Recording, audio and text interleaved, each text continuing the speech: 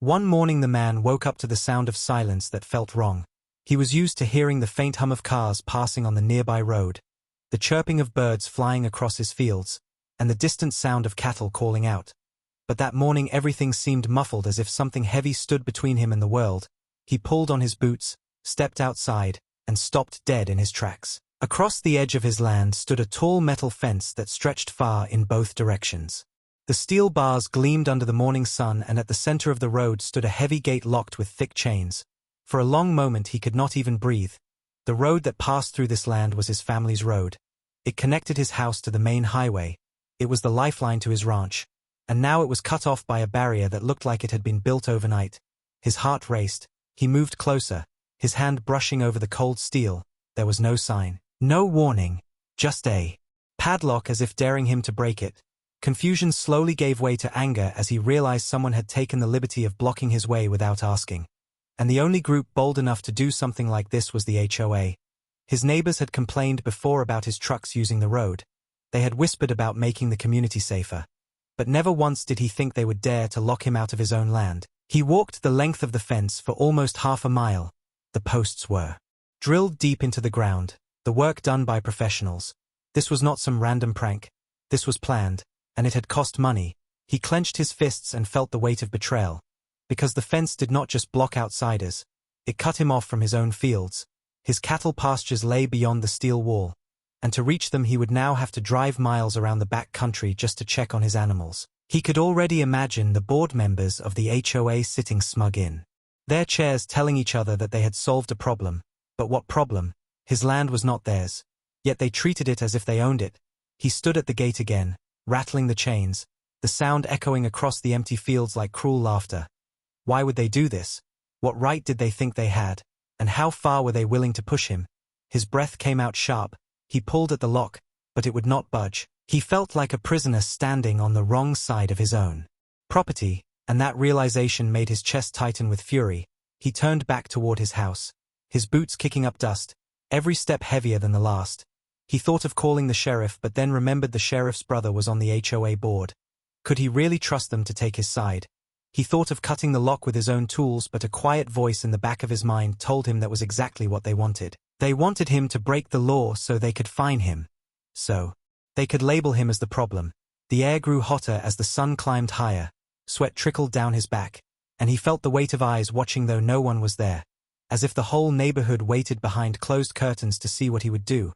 He remembered the HOA president's last words from weeks ago. She had smiled too sweetly and said, "Rules are rules."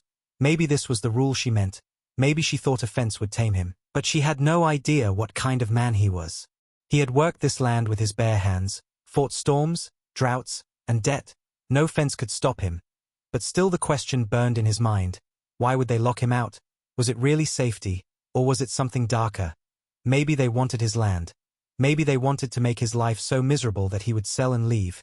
He pictured them drawing maps in secret meetings, carving up his property for their future plans. And the thought made his stomach turn.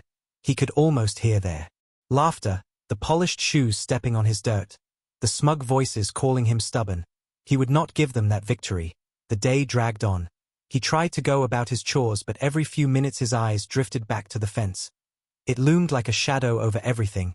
Even his cattle seemed uneasy, pacing near the barrier, unable to understand why their pasture was suddenly cut in half as evening fell. The orange glow of the sunset turned the steel bars into fire, and he stood once more at the locked gate, the cold chain in his hands, the suspense wrapping tighter around his chest. He whispered to himself that tomorrow he would have answers. But deep inside he already knew this was just the beginning of a war, and the HOA had just fired the first shot. He turned back toward his house, but even in the fading light the fence followed him like a scar across the land. No matter how hard he tried, he could not escape the thought that someone wanted him trapped. Someone wanted him broken, and someone would soon learn they had picked the wrong man to fight. The night grew darker, the crickets sang. But behind it all the silence remained, the heavy silence of a land that had been caged, and the man sat in his chair staring out the window at the outline of the fence under the moonlight. His jaw tight, his mind restless, and his heart filled with a single thought: why would they do this? And how far were they willing to go? The next morning he walked to the gate with his jaw set tight and his eyes burning with anger. The sun was still low, but the steel bars were already hot to the touch. The padlock hung there as if mocking him. And he knew he could not waste another day waiting. He had to confront them. He had to hear from their own mouths why they thought they could cut him off from his own land. He drove to the HOA office, a small building near the community park, its clean white walls and trimmed hedges standing in sharp contrast to the chaos it had caused. In his life, as he pushed open the glass door, he was greeted by cold stares. The receptionist glanced up with a practiced smile, but it faded the moment she recognized him. She whispered something into the phone, and within minutes the HOA president appeared, dressed neatly as always with her sharp suit and clipped tone. She folded her arms and raised her eyebrows as if he were nothing more than a nuisance. He asked in a steady voice why a fence had been built across his road. She smiled and said, "It was for safety. The community needed to protect itself from outsiders. The road had been too open, anyone could use it, and they were only looking out for everyone's best interest." But he knew her words were half-truths. He reminded her that the road was on his deed, that the land had been in his family for generations. But she shrugged and said rules were rules. If he wanted to pass, he would need a special permit from the board. His fists clenched, but he kept his voice calm. He asked what? Right, they had to lock him in like a prisoner. She leaned closer, her voice dropping to a whisper, and said maybe it was time he considered selling. Maybe the land was too much trouble for him. Maybe the community could make better use of it. His stomach twisted with rage, but he forced himself to walk out before his anger got the better of him. Outside, the air felt heavier. The fence was no longer just a barrier. It was a weapon. A silent threat telling him that if he resisted, they would tighten their grip. He spent the day trying to work, but everywhere he turned the fence blocked his path. Every time he needed to move equipment, he had to circle miles around back roads. Wasting fuel. Wasting time. The more he drove, the more his anger boiled. By evening his patience had snapped. He loaded his truck with chains and tools, drove back to the gate, and under the fading sky he wrapped the chain around the lock and pulled. The metal rattled but did not break. Sweat poured down his face. His arms burned. He slammed the lock with a hammer again and again, sparks flying, until the lock snapped open with a crack. He pushed the heavy gate wide and drove through, dust rising under his tires. For the first time since the fence appeared, he felt free. But the victory was short-lived, because the next morning a sheriff's cruiser rolled up his driveway. The officer stepped out with a stern face and asked if he had damaged HOA property. He pulled out the deed, the maps, the documents his father had kept safe. He spread them across the hood of the truck and showed the officer that the road was his, the land was his, the fence was the trespass. The officer read in silence, his eyes narrowing. Then finally he sighed and said he could not stop him from using his own road. But he warned him to be careful. The HOA was powerful. They had money, they had influence, and they would not give up easily. The man thanked him, but inside his heart pounded. He could feel the storm coming. He had broken their lock. He had shown he would not be intimidated, and now he knew they would come back harder. As the cruiser drove away, he looked at the open gate, the chains lying broken in the dirt, and he realized this fight was no longer about just a fence. It was about control, about who truly owned the land, and about how far the HOA would go to get what they wanted. The sun dipped low and shadows stretched long across the road. The air felt heavy with suspense. He knew the battle lines had been drawn, and the war for his land had only just begun. That night he could not sleep. The broken lock lay on his table. The papers spread across his desk, and his mind kept turning over the same question. Why would they build that fence? What was their true reason? He thought back to the HOA president's words. The way she had said maybe it was time to sell. Maybe the land was too much trouble for him. Her smile had not been one of kindness but of calculation. She wanted something, and fences this big were not built for safety. They were built to claim. He decided he would find out. So the next evening he drove past the office and parked in the shadows. The board was having a late meeting, lights glowing inside, laughter drifting out. He moved closer, keeping low, his heart pounding. Through the window he could hear them talking, their voices smug and careless. One board member said the fence was only step one. Once the man grew tired of fighting, he would sell. And then the community could use his road to connect directly to the new development planned on the far side of the land. Another voice said they already had buyers waiting, that the shortcut would raise property values and make the HOA rich. The president's voice cut through, calm and cold. She said the rancher was stubborn, but every man had a breaking point, and soon he would see reason. The others laughed, clinking glasses as if they had already won. His chest tightened as he realized this was never about safety. It was a scheme. A plan to push him out and carve up his land like cattle at an auction. He stepped back from the window, his fists trembling, the betrayal burning deeper than ever. These people were not neighbors, they were vultures circling overhead waiting for him to fall. He drove home in silence, the road stretching out under the moonlight, the fence standing tall and merciless beside him. His eyes burned with fury but also with a new kind of clarity. He now knew exactly what they wanted, and he swore he would never give it to them. His father's words echoed in his head about land being more than dirt.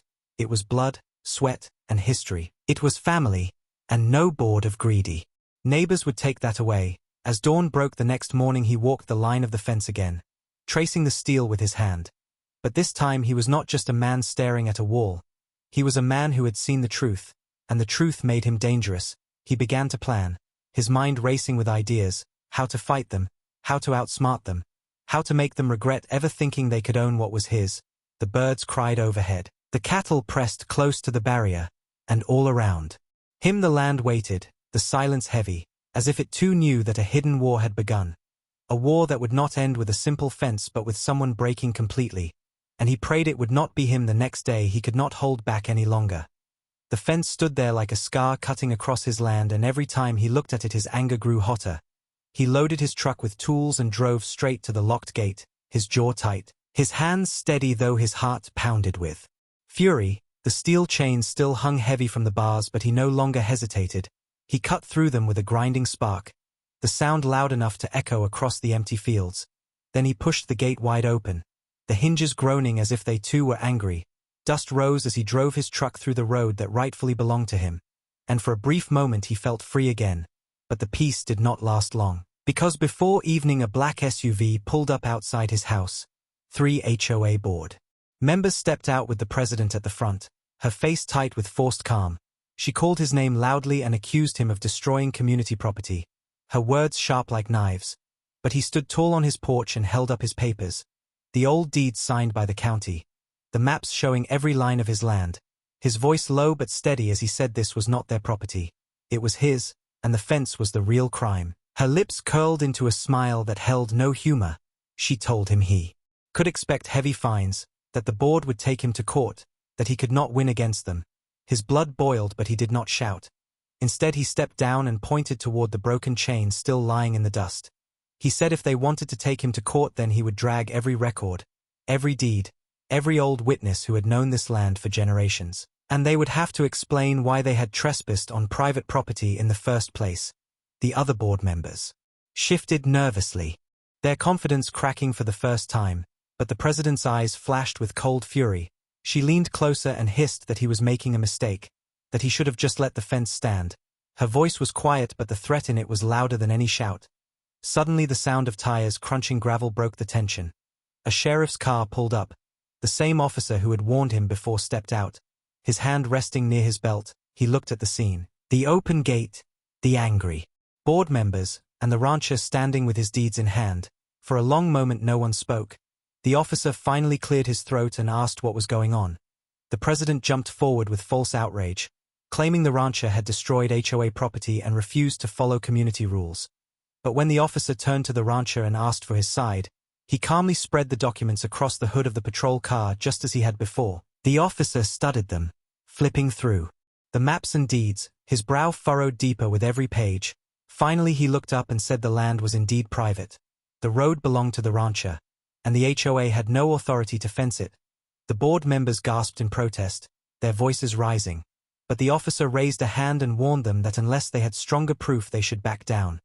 The rancher felt a flicker of victory but he knew it was fragile.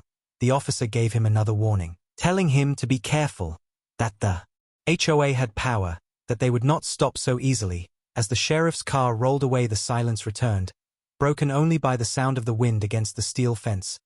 The board members stood for a moment longer, their faces pale with anger. Then they climbed back into their SUV, the president glaring at him through the window as they drove off. The look in her eyes made his chest tighten. It was not defeat, it was a promise, a vow that this battle was only beginning. He turned back toward his house, his boots crunching on gravel, the open gate standing wide behind him.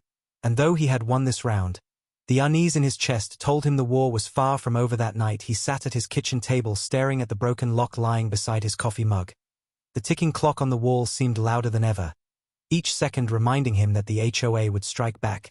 His mind turned over the words he had overheard at their meeting. How they wanted his road, how they planned to profit from it, and slowly an idea began to form. If they wanted to use his road so badly, then they would have to pay for it, every single time. The thought made his lips curl into the first real smile he had felt in days. By morning he was already working, hauling wood, steel, and an old gate mechanism he had once kept for his cattle pens. The sun climbed high as he built a new gate right across the same road. But this time it was not to keep him out. It was to make them stop. He painted a large board and nailed it to the post, the letters bold and black so no one could miss them. Private road, toll required. When he finally stepped back and looked at it, the words filled him with a fierce kind of pride. It was not just a gate. It was a message. The land was his, the road was his, and if they thought they could take it, they would have to pay the price. Later that afternoon the first car rolled up, a shiny black sedan with tinted windows. The driver honked angrily when he saw the gate. The man stepped forward calmly, holding out his hand. The driver rolled down the window and shouted that this was against the rules, that the community would never allow it. But the man only pointed to the sign and said simple words. This is my land, my road, you want to use it. You pay? The driver sputtered with rage but finally pulled a crumpled bill from his wallet and threw it at him before the gate swung open. Dust kicking up as the car sped through, the man picked up the money. Slowly, his hand steady, and tucked it into his pocket. He had just been paid for his own road. One by one more cars began to line up, their horns blaring, their drivers shouting. Some cursed at him. Others pleaded that it was unfair. But he stood firm, calm and unshaken, taking the bills, lifting the gate, and lowering it again, each payment dropping into the small wooden box he had nailed by the post. The sun burned hot on his neck, but inside he felt colder than steel. The neighbors who had once laughed at him were now stuck waiting in line, forced to look him in the eye and admit that his land had value they could not take for free. Word spread quickly, and by evening the president herself arrived in her spotless SUV. She slammed the door and stormed toward him, her voice rising with fury as she accused him of extortion. But he only leaned on the gate, his eyes steady, and told her the truth. She had locked him out first. She had claimed power she did not have. And now if her people wanted to cross his land, they would have to pay like everyone else. Her face turned red with rage. She shouted that this would never stand, that he would be dragged to court, fined, maybe even jailed. But behind her car after car waited, their drivers impatient, their eyes darting to the sign. And in that moment she realized she had lost control. The crowd was no longer mocking him. They were whispering among themselves, some even laughing at the sight of her being forced to stand in line like the rest. His chest swelled with a quiet triumph as he slowly lifted the gate, letting her pass only after she dropped bills into his box, her hand shaking with fury. As she drove away, the dust swirling around her tires, he knew the fight was far from over. But for the first time he felt the balance had shifted. The fence they had built to trap him had become the very thing that made them prisoners of their own greed. And every coin they gave him was proof that he was not beaten, not broken, and not leaving his land. By the next morning the line of cars at his toll gate stretched down the road, engines rumbling and horns blaring as neighbors who once waved at him now shouted curses from their windows. The heat of the sun made tempers boil, and when he stood calmly by the gate box their voices rose louder. One man leaned out and yelled that this was robbery. Another shouted that the board would put him out of the community. But the rancher only pointed to the sign and reminded them again and again that the land was his, and if they wanted to use it they would have to pay. Some slammed the bills into his hand. Others tossed the money with angry glares. And a few tried to argue, demanding free passage. But he did not move. His face remained steady, his eyes unshaken. Every time the wooden box grew heavier with bills his heart grew stronger. One woman even begged him to let her through without paying, saying she had children in the car. But he shook his head and said the same words he had told them all. The land is mine. The road is mine, and the toll is the toll. Her tears did not change him. She dropped the coins into the box with trembling hands and drove on. And as her car disappeared he could hear whispers from the other drivers, some mocking her weakness, others whispering about how stubborn the rancher had become. When the HOA president arrived again, she stepped out of her SUV and marched toward him with fire in her eyes. She demanded he stop this at once. She shouted that the community rules overrode his claim, but he stood firm, lifting a deed high in the air so that everyone in line could see. His voice carried clear and steady as he declared that this paper was older than any HOA, older than any of their rules, and it proved what he had said from the start, that the road and the land were his. For a moment silence hung heavy, the neighbors shifting uncomfortably in their cars, because they all knew the truth in his words. Still the president's face twisted with rage. She accused him of being selfish, of hurting families, of humiliating the community. But her words bounced off the crowd who only wanted to get through, tired of waiting. One by one they leaned out of their windows, some throwing bills toward the box, some grumbling as they paid, but all of them paying, and with every coin the man felt the tide turning further. Anger still burned around him. The neighbors cursed under their breath, children cried in backseats, and yet none of them dared break his gate. They all knew if they did they would face the sheriff, and the sheriff had already told them the land was not theirs. The president finally shoved money into the box herself, her hand shaking, her lips trembling with fury, and as he opened the gate for her the sound of whispers followed, whispers of neighbors mocking her behind closed windows, whispers of her losing control. Her eyes met his one last time as she drove through, a silent promise of revenge. But he only smiled faintly because he knew that the fence they had built to cage him had now turned into a cage for them. Every day they wanted to cross they would face him. Every time they drove past they would pay, and their anger, no matter how loud, could not change the fact that for the first time in weeks he was the one holding power. The next week the HOA board made their move. Letters began arriving at his mailbox, thick envelopes stamped with threats of lawsuits and fines, each one written with cold words accusing him of illegal tolls, of harassment, of breaking community trust. But he read them slowly and calmly, then stacked them neatly on his table like useless paper. He knew the truth. He had deeds, he had maps, and he had the law of the county behind him. The neighbors continued to line up at his gate every morning and every evening, their tempers growing shorter, their voices louder, yet none of them dared to cross without paying. The wooden box by his gate grew heavier by the day, and with every bill he felt the strength of his stand. But the board was not giving up. One night as the wind howled across the empty fields he heard the clatter of chains and metal. He grabbed his flashlight and rushed to the road. And there in the beam of light he saw two figures fumbling at his toll gate, their faces hidden under hoods, bolt cutters in hand, trying to snap the lock he had placed. His voice roared through the night as he shouted at them. They froze for a moment, then scrambled back into a waiting car and sped away, dust rising into the darkness. His heart thundered in his chest, the rage burning hotter than ever. But his cameras had caught everything.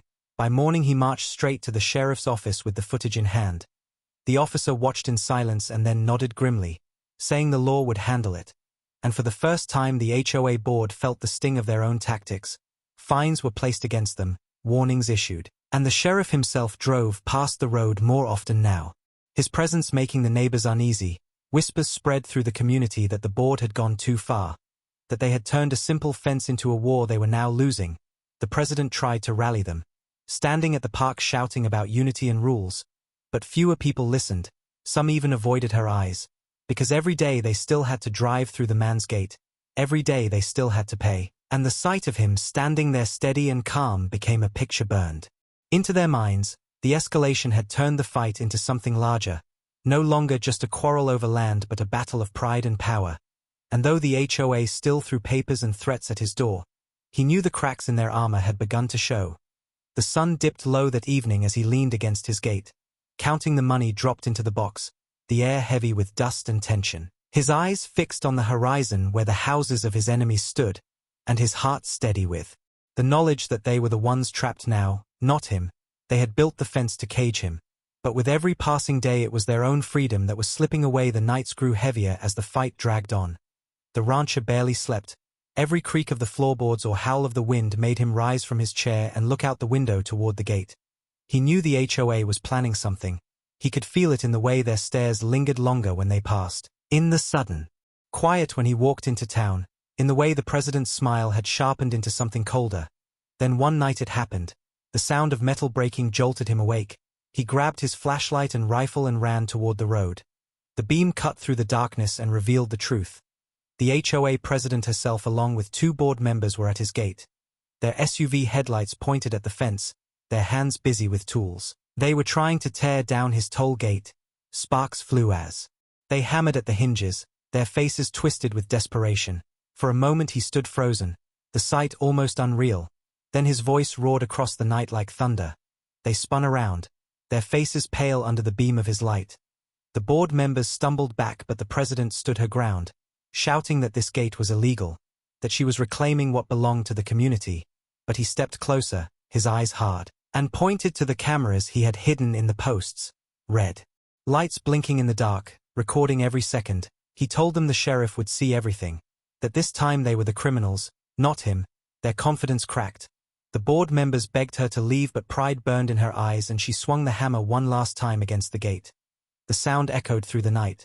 Then the wail of sirens split the silence, blue and red lights flashing down the road. The sheriff's cruiser screeched to a stop and officers poured out. Weapons. Ready. The president's face drained of color as they caught her hand mid-swing. The board members froze like statues. The rancher lowered his rifle slowly as the law took control. The sheriff's voice thundered with disappointment as he asked them what they thought they were doing. The cameras told the story. The broken metal lay as evidence, and the law did not side with the HOA this time. Charges of vandalism and trespassing were written that very night. The board members hung their heads. The president screamed about power, about rules, about how the community belonged to her. But her words sounded weak against the flashing lights. Neighbors peeked from behind curtains, whispers spreading like wildfire. By dawn the story had already taken root in every house. The board had been caught breaking the very laws they claimed to uphold.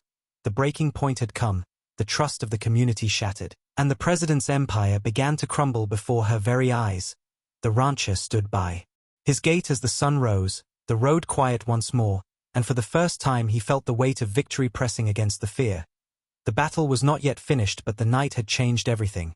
The HOA had crossed the line. And now they were the ones standing on the edge of ruin. The days after the arrest changed everything. The community that once whispered against him now whispered against the HOA. The president's face that once carried pride now carried shame. Her SUV sat unused as neighbors avoided her eyes, and the board members who once threatened him now crossed the street when they saw him coming.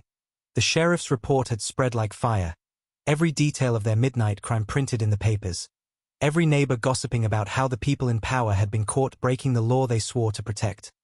The HOA was forced to pay heavy fines, their funds drained, their voices weaker, and one by one the same neighbors who had cursed him at the gate now handed him money quietly, without argument, without anger, because they knew the truth at last. The land was his, the road was his, and they could not win. For one final week he kept his toll gate standing.